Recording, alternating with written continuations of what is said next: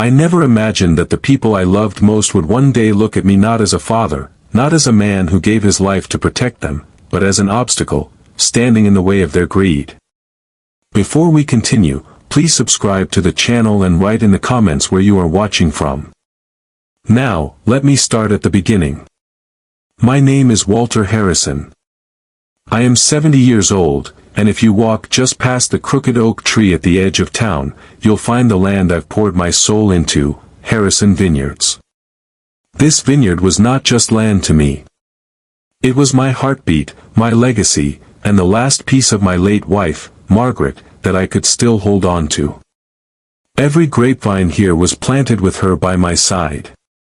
Every barrel of wine we produced carried not just our names, but our laughter, our tears, and our sacrifices. I still remember the first time we harvested together. She wore a red scarf to keep the dust out of her hair, and when the sun set, she pressed her forehead against mine and whispered that this land would always keep us alive, even when she was gone. And gone she is. 10 years now. But I never let her words fade. This vineyard, it was our promise. A promise I intended to keep. It should have been enough, having a roof over my head, food on my table, and the vineyard to keep me company. But life doesn't leave old men like me in peace. My daughter, Clara, had other plans. Clara was once the apple of my eye.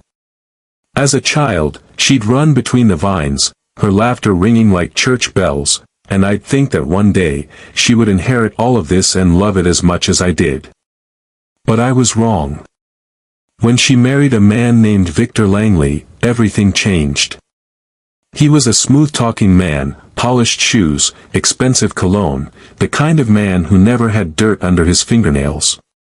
From the moment I shook his hand, I knew he had ambition, the dangerous kind.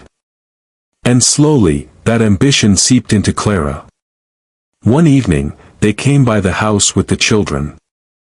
My grandchildren ran about the yard with the dog while we sat on the porch. It started like any normal visit, but it did not end that way.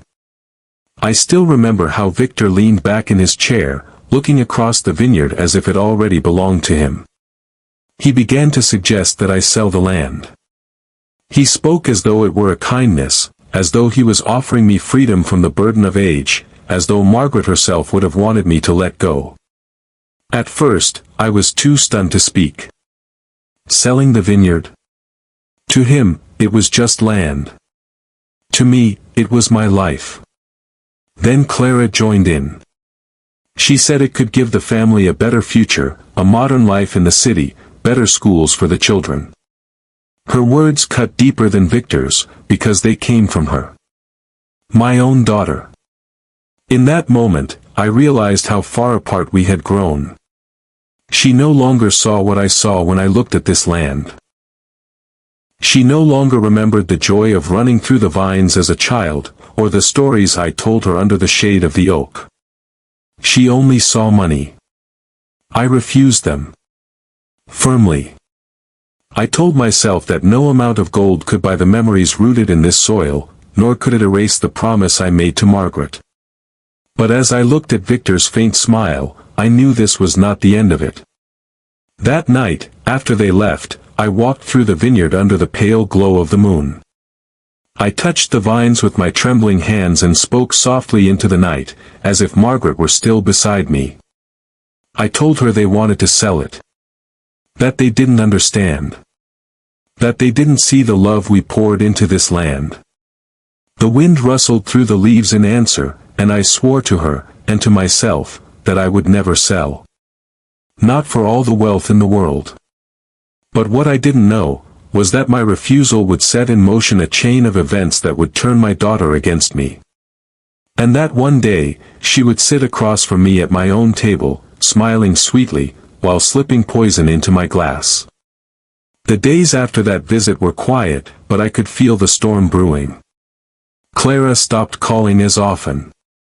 Victor, with his serpent smile, didn't bother hiding his disdain when he passed by. Even the laughter of my grandchildren seemed different, less frequent, as though even they could sense the tension settling over the house. But I didn't bend. I tended to the vineyard every morning, just as I had for decades. My hands ached, my back screamed, yet I found peace among the vines. The land still whispered to me, reminding me of Margaret, reminding me of who I was before greed began to gnaw at the edges of my family. Weeks later, Clara and Victor invited me to dinner in the city. It wasn't unusual, they had tried before, hoping to lure me into their world of glass towers and polished marble floors. But this time, there was a weight in Clara's voice when she called. A strain. I should have trusted my instincts. When I arrived, the table was already set with wine, not from our vineyard, but from a foreign label. That was the first sting. A small betrayal, yet one that burned deeper than they knew. Victor talked the entire evening, his words oiled with charm. He spoke of business opportunities, of investors interested in developing the land, of numbers that danced higher and higher with every sentence. Clara sat quietly, nodding in agreement. And then came the offer, far larger than anything I had imagined. Enough, they said, to secure comfort for the rest of my years. Enough to buy me peace. But peace cannot be bought. I looked at my daughter across the table, searching for the child I once knew, the little girl who pressed wildflowers into my hand and swore she would take care of me when I grew old. But she was gone, replaced by a woman whose eyes no longer shone with love, but calculation. I refused them again. My voice was calm, but my heart trembled. Clara's face tightened, Victor's smile faltered. And in that moment, I saw it clearly, I was not just an old man in their eyes. I was an obstacle. When I returned to the vineyard that night, the silence weighed heavier than ever. I walked through the rows of vines, each leaf trembling in the cool night air, and for the first time, fear seeped into my bones. It wasn't just about money anymore. No, what I saw in Victor's eyes was something darker. A hunger that wouldn't stop until it had consumed everything, even me. I told myself I would be cautious. I told myself Clara was still my daughter, still the little girl who once held my hand in the orchard. But deep down, I knew. Something inside her had shifted. And from that night forward, the vineyard was no longer just my sanctuary. It was my battlefield. Because I had refused their offer. And in doing so, I had declared war without even speaking the word. That war would not be fought with weapons. Not at first. It would begin with whispers, with poisoned words dripping into the ears of others. It would begin with lies dressed as concern. And eventually, it would end at my own table, with my own bloodline turning against me. It started small, so small, I almost ignored it. The neighbors began looking at me differently. Shopkeepers, who once greeted me with warm smiles, now hesitated. Some even avoided my eyes altogether. I would overhear them whispering as I passed, fragments of sentences, just enough to sting. Poor old man, can't manage anymore. Clara says his mind is slipping. They say he drinks more than he should these days. Lies. All of them. And yet, they spread like wildfire. At first, I told myself it didn't matter. I knew the truth. I tended my vines with steady hands. I walked the rows each morning with a clear mind. But whispers, when repeated enough, become heavier than facts. They clung to me like a second skin, no matter how much I tried to brush them off. One evening, Clara visited alone.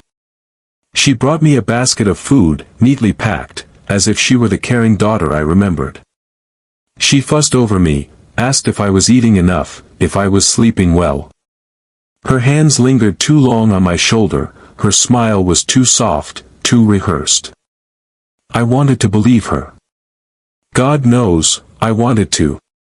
But when she stepped into the kitchen to make tea, I caught her slipping a small vial back into her purse. Clear liquid, glinting in the light. She didn't see me watching. And I didn't say a word. That night, I sat at the table with the untouched cup of tea before me, staring at the surface as though it could reveal her heart. Was this what we had come to? My own daughter, carrying poison like a stranger might carry perfume? I thought of Margaret then. How she had loved Clara with every fiber of her being. How she would never forgive me if I accused her daughter without proof. So, I stayed silent. But inside me, something hardened. The attacks grew sharper in the weeks that followed. A letter arrived, unsigned, suggesting I was unfit to run the vineyard. Rumors reached distant relatives that I was preparing to sell the land in secret. Investors, Victor's investors, started circling like vultures, sending men to survey the property without my consent. And yet, I endured. Each day I rose before the sun, pressed my palms against the rough bark of the vines, and reminded myself, this land is my blood. This land is my breath. They will not take it from me, not while I draw air. But the most painful blow came not from Clara, nor from Victor, but from my own grandson, Daniel. He was only 12, innocent in so many ways. Yet when he visited one afternoon, he looked at me with worried eyes and whispered, "Grandpa, Mama says you're not well. She says, maybe you shouldn't live alone anymore." My chest tightened. The words were not his, they were hers. Yet hearing them from his lips was a wound deeper than any blade. I smiled, though my hands trembled. I told him I was fine, that I was stronger than I looked. But when he left, running back into his mother's arms, I felt the first real crack form inside me. It was then I understood. They weren't just after the land. They wanted me gone, slowly erased, until I was nothing more than a fading story.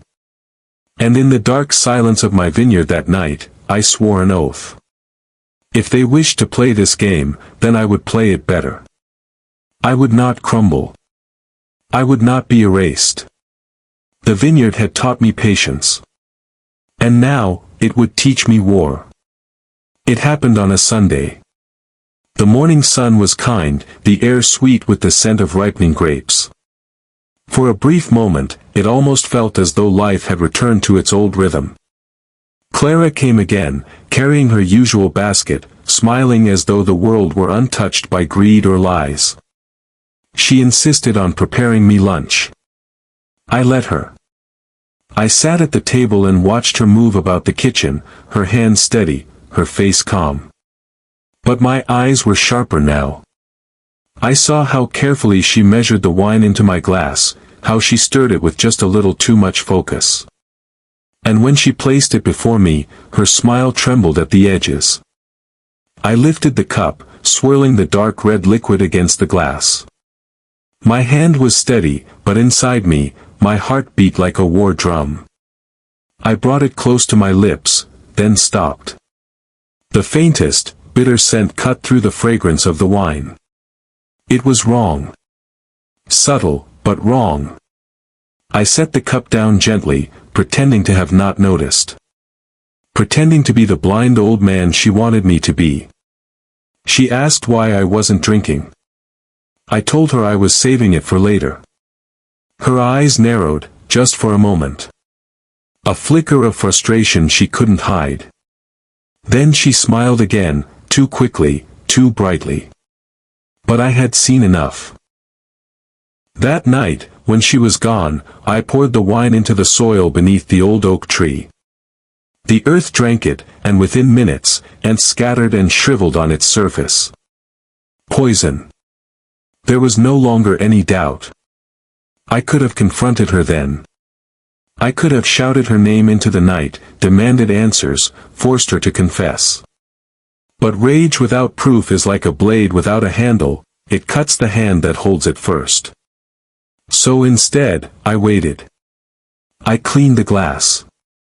I scrubbed the table. I erased every trace of her visit. If she wanted a war of shadows, then I would fight her in the shadows. The days that followed were colder. Clara still visited, still smiled, still brought her baskets. But I drank only from my own bottles, ate only what I prepared with my own hands. Victor, meanwhile, grew bolder. He sent men to the edge of my property, claiming they were appraisers, inspectors, potential buyers. They took notes, snapped photographs, whispered into their phones. Each time, I stood on my porch with my shotgun resting against the rail, and each time, they left quickly. But I knew they would return. The vineyard itself seemed to sense the storm gathering. Leaves rustled with unease, the grapes darkened under a heavy sky, the soil grew restless beneath my boots. And in the stillness of those nights, I realized something with chilling clarity. They would not stop until the vineyard was theirs. If poison could not take me, they would find another way. And when that day came, I would be ready. The day I decided to fight back was the day I stopped being afraid.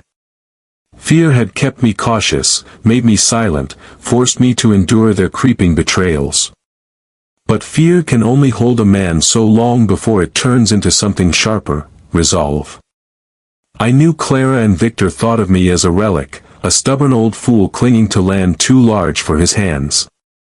But what they had forgotten was this: old roots run deep.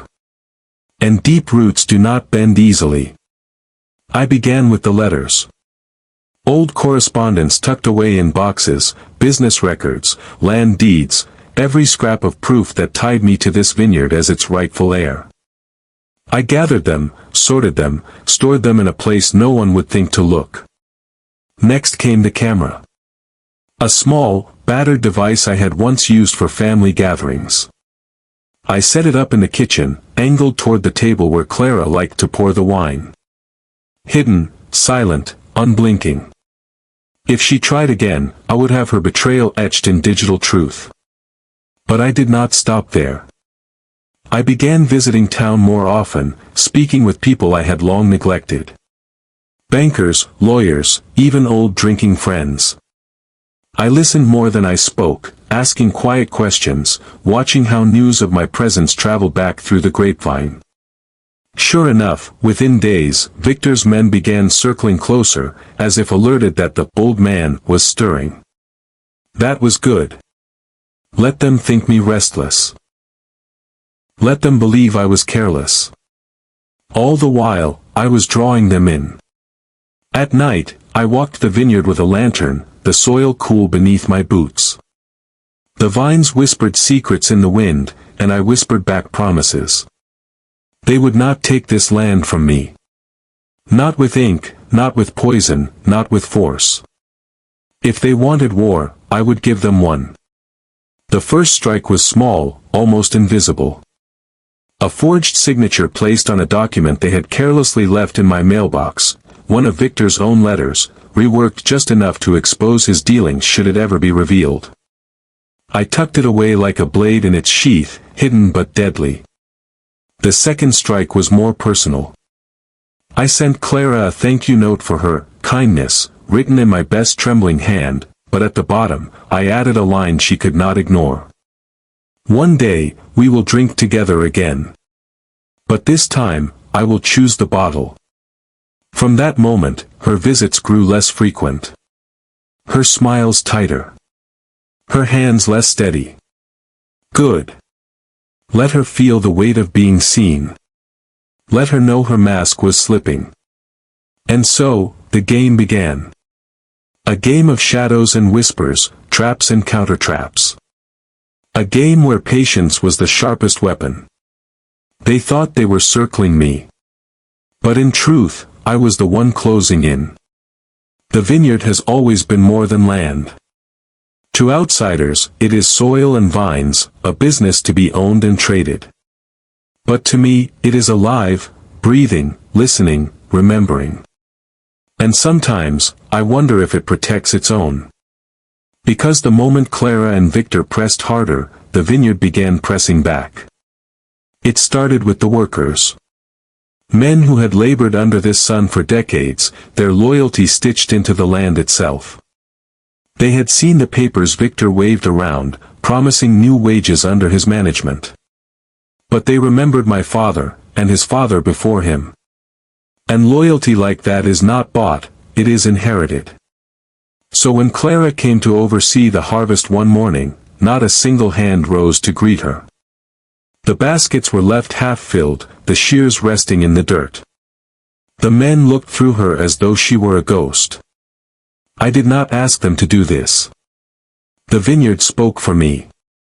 Then came the accidents. One night, a storm rolled in, fierce and sudden, tearing branches from the old oak near the boundary wall. By morning, the tree had collapsed, blocking the road Victor's trucks used to enter the estate. For 3 days, they were forced to sit idle, their engines grumbling like chained dogs.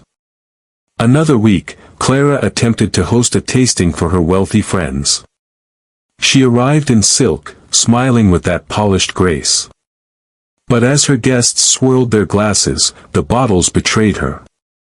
The wine had soured, rich reds turned bitter on the tongue. Her laughter faltered. Her cheeks flushed. And though no one spoke it aloud, they saw through her mask. I watched it all from the shadows of my porch, a lantern flickering beside me. It was not chance. Not luck. The vineyard was defending itself, as I was defending it. Yet Victor was not a man to retreat. No, each misstep only sharpened his hunger. I knew he would strike harder, more desperate than before. And so, I prepared. I mapped every weakness in the estate, the gates, the cellars, the places where shadows gathered thickest at night. I left nothing untouched. Because soon, the vineyard would not just resist. It would fight. And I would be its weapon. The night carried a strange silence, as if the vineyard itself were holding its breath. Crickets hushed, owls vanished, even the wind seemed cautious as it crept through the rows of vines. It was the kind of silence that warned of something coming. Something inevitable. I had waited long enough. For weeks, I let Victor and Clara stumble into their own missteps, workers turning against them, shipments delayed, their pride wounded in front of their friends. But now, it was time to do more than wait. It was time to tighten the trap. I began with whispers. Not my own, but those I allowed to spread. Stories seated carefully in the taverns, at the markets, among the very people who fed Victor his information. They spoke of a hidden ledger, my father's last book, where every secret of the vineyard was kept. Not just harvest numbers or sales records, but names of allies, debts owed, and truths best left buried. Victor took the bait. I saw it in the way he stormed the grounds with his men, their boots thudding against the soil like drums of war. They searched the house, tore apart the cellars, even pulled up floorboards as if the wood itself might be hiding answers. But the ledger they sought was not there. Because I had already placed it, somewhere they would find it. A single page. Torn and stained, hidden in an abandoned cottage on the far edge of the estate. And on it, carefully written in my father's hand, a name Victor knew well, the same supplier he had betrayed years ago. The man still lived, still burned with quiet hatred, still remembered Victor's false promises that left him ruined. I watched from the distance as Victor's men carried the page to him. The rage that ignited in that old man's eyes was not mine to stoke, it had lived there for years, waiting for a spark. And now, Victor himself had given it fire. Clara, meanwhile, grew restless. She hated shadows, hated not knowing where the blow would land. I saw her pacing the veranda at night, her silk robe trailing behind her like smoke, her hands clutching a glass she never drank. She whispered to herself, perhaps rehearsing lies, perhaps praying. But prayers do not reach a land that remembers betrayal.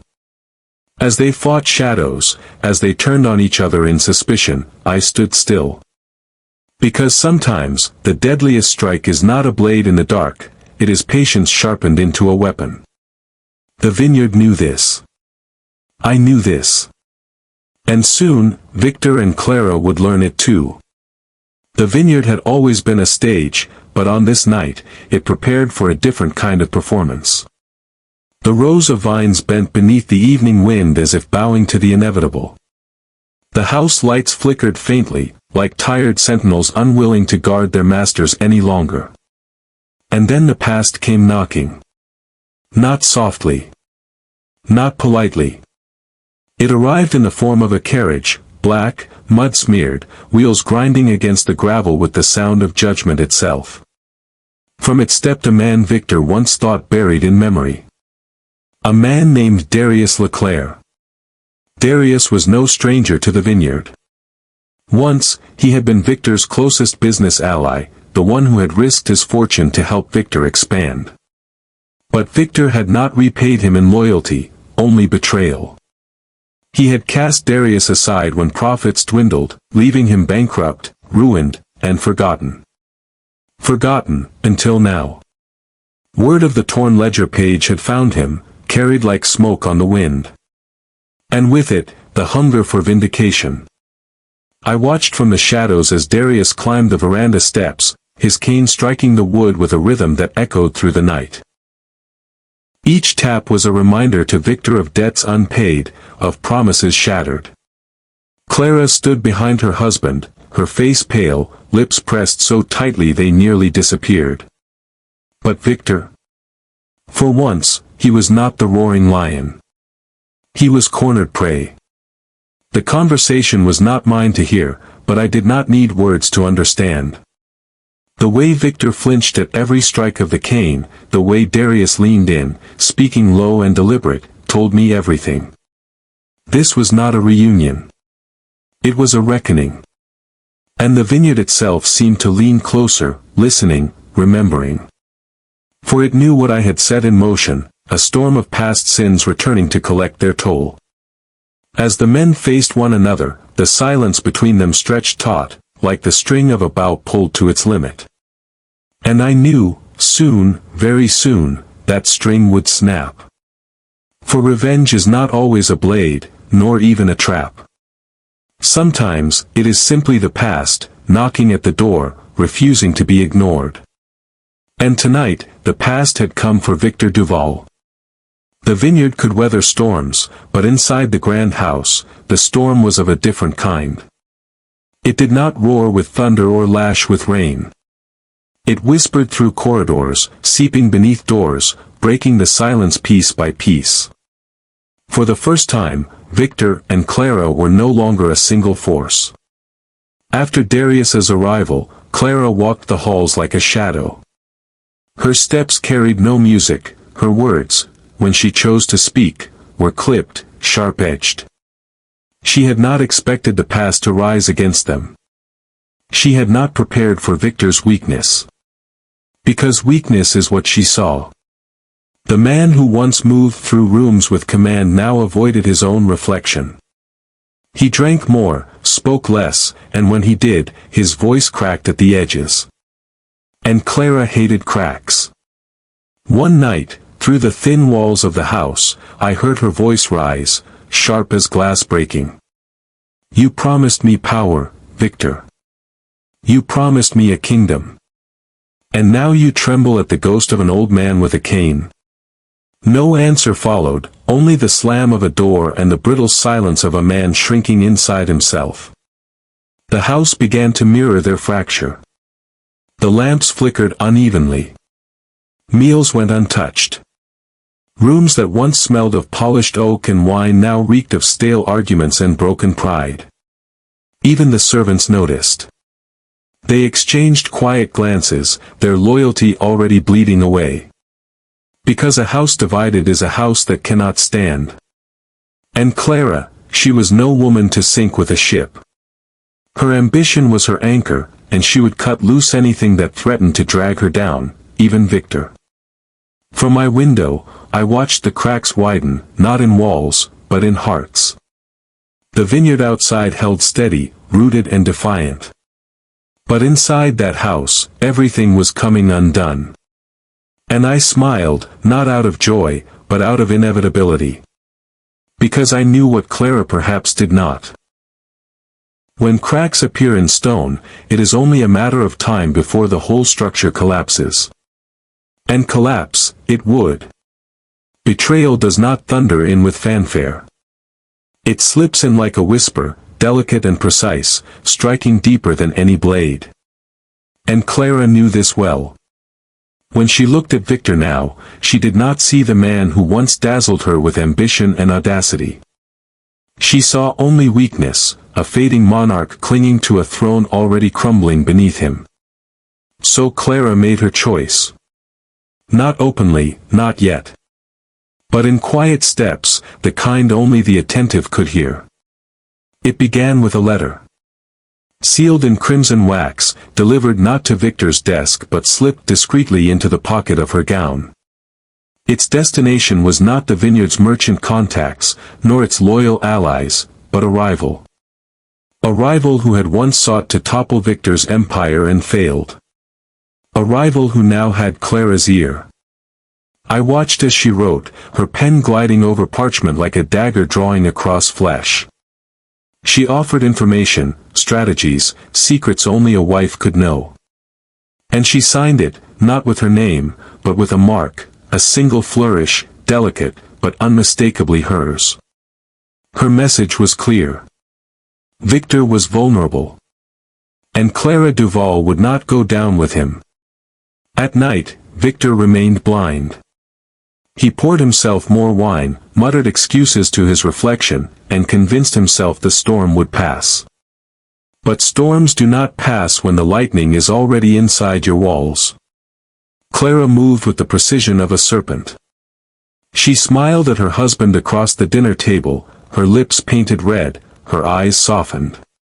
She leaned into his touch, whispered assurances, played the role of loyal wife. But her heart had already stepped outside those walls. The first betrayal was not Victor's downfall. But it was the beginning of it. The stone had been loosened from the wall, and soon the entire fortress would collapse. And I watched it all with the patience of someone who knew that revenge does not rush. It waits. It feeds. It blossoms in silence until the time is right to bloom in ruin. Houses fall from the inside long before the world outside notices. And when a secret is too heavy to keep, it slips first into the mouths of servants. The Vineyard had ears, sharper than knives, and tongues that never stayed still. It began in the kitchens. A maid, silent as always, found a scrap of parchment burned halfway in the fireplace. The wax seal was gone, but the handwriting, elegant, flowing, familiar, was unmistakable. Clara's hand. She said nothing at first. But silence is fragile, and in houses like these, silence always cracks. By morning, the whispers had spread from the kitchen to the stables, from the stables to the halls. Clara Duval was writing letters in secret. Clara Duval was meeting with rivals. Clara Duval's loyalty was not to her husband but to herself. Victor, in his arrogance, remained deaf to it all. He mistook the stillness of his house for order, when in truth, it was only the calm of servants too frightened to speak to his face. But I heard the whispers. Oh, I always heard them. The servants did not know I listened. They carried trays, polished glasses, straightened tapestries, all while their tongues dripped poison into the air. Madame spends too much time in her study. She locks the door when she writes. She burns letters at night when he sleeps. The vineyard outside thrived, rich and green, but inside, trust rotted like fruit left too long on the vine. It was only a matter of time before Victor, blind though he was, would feel it. The shift in the air, the coldness of glances, the hesitation in voices. But by then, the whispers would no longer be whispers. They would be daggers. And Clara? She moved through the halls like a queen still unchallenged, her head high, her perfume trailing behind her. But she did not know the walls themselves were beginning to turn against her.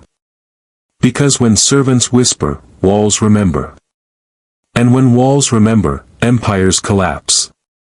For weeks, Victor had lived in a haze of denial. Wine dulled his instincts, pride blinded his reason, and routine numbed his soul. But even the most stubborn men cannot remain deaf when the walls themselves begin to whisper. It was small at first. A servant hesitating before meeting his gaze. A guard bowing too quickly, as if hiding something in his eyes. The faint smell of burned parchment lingering in Clara's study one evening when he entered unannounced. Victor, who once read men like open ledgers, began to feel the old instincts stirring again. Suspicion, that ancient companion, returned to him like a shadow creeping across his doorstep. But suspicion is a cruel gift. It does not guide, it consumes. Victor did not see the truth clearly. He did not imagine betrayal born from the heart he trusted most. No, his paranoia pointed elsewhere. To merchants, to advisors, to nameless men who had nothing to gain. And Clara? She remained untouched in his mind. Still the wife who smiled when he faltered, who kissed him softly before bed, who whispered, "You are stronger than they think." Her performance was flawless. And Victor, hungry for reassurance, clung to her like a drowning man clings to driftwood. Yet doubt gnawed at him in the quiet hours. He began locking doors. He began questioning servants with icy precision, watching their trembling hands, their darting eyes. The vineyard's halls, once filled with laughter and the hum of work, grew heavy with his suspicion. Every word spoken was an accusation in disguise. Every silence was a confession. But here is the irony of betrayal. The closer the truth stands, the further a blind man turns away. Victor felt it, something was wrong, deeply wrong. But he searched in the wrong places. And so, when the first true dagger of treachery finally struck, it would pierce him from the hand he least expected. And I watched his awakening with cold patience. Because sometimes the cruelest justice is not to open a man's eyes, but to let him stagger blindly into the pit he helped dig himself. Every deception, no matter how carefully woven, eventually frays. And Clara's mask, perfect, dazzling, untouchable, began to slip. It was an evening like any other. The vineyard glowed under the setting sun, the halls flickered with candlelight, and Victor sat with a goblet of wine, his eyes heavy with suspicion. Clara, as always, played her part to perfection. She touched his arm tenderly, laughed at his jests, poured his drink with grace.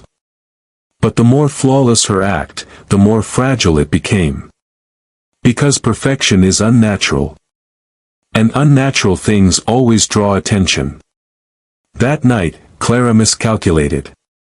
A letter, hidden beneath the folds of her gown, slipped free as she rose from the table. It fell silently to the floor, too silently for her to notice, but not silent enough to escape the sharp ears of a servant standing in the corner. The paper was retrieved before Victor could see it. The servant, pale with fear, tucked it away, uncertain whether to reveal it or protect himself by silence. But the house was no longer a safe place for silence. By dawn, the whispers grew sharper. This time, they had teeth. Victor sensed it. Not the truth, never the truth, but the tremor in the air, the unease of those around him. He began prowling the halls at odd hours, opening doors without warning, searching for shadows in familiar corners. And Clara? She smiled, always smiled, but for the first time her hand trembled when she lifted her cup. The mask had cracked. Not shattered, not destroyed, but cracked.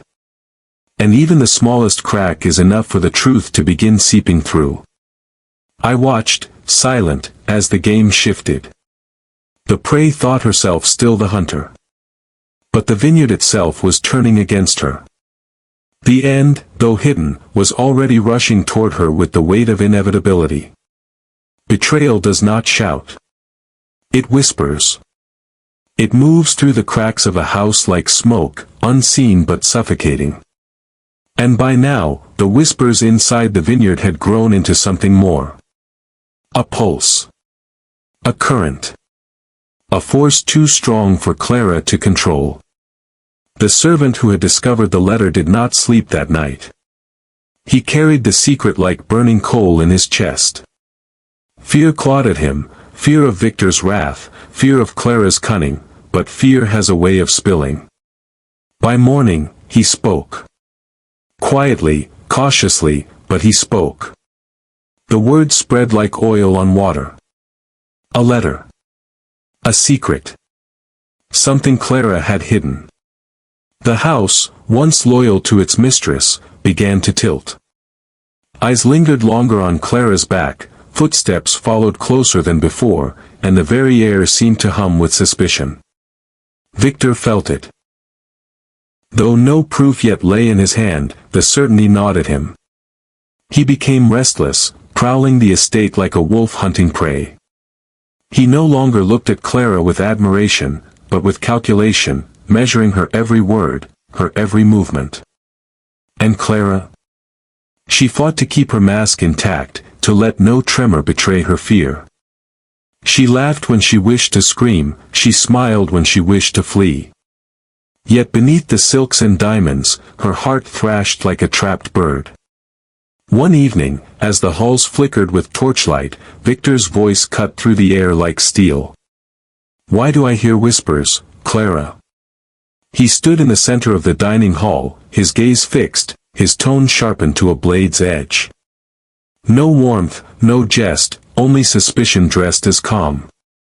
Clara met his eyes, her lips curving in practiced ease, but the weight of his stare pressed against her mask. She answered as she always did, with charm, with grace, with lies polished smooth. But Victor no longer heard her words. He listened instead to the silence that followed them. And silence, unlike words, cannot be faked. The web was tightening. Clara's kingdom of illusions, so carefully spun, was beginning to collapse under its own weight. And though she still believed she could dance her way free, the vineyard knew. Victor knew. Even the walls seemed to know. The truth was coming for her. There comes a moment in every deception when the mask slips, not because the deceiver chooses it, but because the truth forces its way through. For Clara, that moment arrived on a storm-drenched night. The rain beat against the windows of the vineyard house like fists demanding entry. Candles flickered low, shadows stretched long across the hall, and every corner seemed alive with menace. Victor had called a gathering. Not of nobles, not of allies, but of his household, servants, guards, stewards. Faces that once bowed to Clara now stood in silent witness, eyes sharpened by rumor. At the center of the room, on the great oak table, lay the letter. The same letter Clara had prayed would remain hidden forever. Its edges were worn, its seal broken, its ink smeared but legible. The proof of betrayal, naked in the open. Victor's voice was low, steady, and terrible. "Tell me, Clara. How long have you played me for a fool? No jest. No performance. Only the raw demand of a man who has been wounded in the deepest place." Clara's lips parted, her tongue ready to weave another story, another veil. But the faces staring back at her had changed. They no longer looked at her as mistress, but as deceiver. The air had shifted. Her lies had lost their power. And so, for the first time, Clara faltered. Her heart thundered in her chest as Victor stepped closer. "You built your throne on my name, on my wealth, on my trust. And this," he slammed his hand against the letter, "is how you repay me." Clara's body trembled, but she straightened, forcing steel into her voice. "Yes, I deceived you. But tell me, Victor, would you have given me anything if I had come as myself? As no one? As nothing?" Her words hung in the air like shards of glass. For a moment, silence reigned. And then, like a tide breaking, the murmurs rose. Betrayal. Lies. Deceiver. The walls themselves seemed to echo with the verdict. Victor's face hardened. The man who once adored her now looked as if he did not recognize her at all. The warmth was gone. The affection was gone. In its place stood judgment, cold and merciless. And as the storm outside roared louder, Clara understood, the game was no longer hers to control. The unmasking was complete. Her crown of illusions had shattered. And what came next, would be her reckoning. The storm raged on, as if the heavens themselves bore witness to Clara's undoing. Inside the great hall, silence pressed heavy after the unmasking. Victor stood like a statue carved from grief and fury, the letter clenched in his hand. Around him, the servants and guards whispered her fate with their eyes alone. Clara knew then, there would be no return to the illusion she had so carefully crafted. The crown of lies had slipped forever. She raised her chin, refusing to cower. If I am guilty of deception, then so be it. But remember, every lie I told was built upon the truth of my hunger. My hunger to rise. To be more than the dust I was born into. To claim the life denied to me. Her words struck the air like a confession carved into stone. For the first time, the murmurs ceased. Even her enemies could not deny the fire that had driven her. Victor's gaze softened, if only for a flicker. But it was too late. Too many wounds had been carved. Too many trusts betrayed. The council of faces that ringed her demanded judgment. Some called for exile. Others whispered of chains, of punishment severe enough to serve as warning to anyone who dared deceive a man of Victor's stature again. But Victor raised his hand, silencing them all. His voice cut through the thunder. No chains. No gallows. No exile. Her punishment is to live with the weight of her choices. Gasps rippled through the hall. Mercy, some thought. Cruelty, others whispered, for what pain is sharper than a life stripped of power, condemned to walk the earth nameless once more? Clara's chest heaved. Relief and despair warred within her. She would live. But she would live as nothing. As the girl she once swore she would never be again. Victor turned away, his back a wall she could never climb again. The guard stepped forward, not to kill, but to lead her into the storm. As the doors opened and the night air tore through her silken dress, Clara cast one last glance at the world she had ruled with illusion. The grand hall. The fearful servants. The man she had loved and betrayed in equal measure. All of it slipping into memory. She stepped into the storm, rain lashing against her skin, thunder rolling like a drumbeat of finality. The path ahead was dark, uncertain, but hers alone to walk. And with every step, Clara whispered to herself, not in despair, but in defiance. This is not the end. A crown may shatter, but a fire never dies. If you like this story, please like this video, subscribe to the channel, and share your impressions of this story in the comments. Thank you for watching.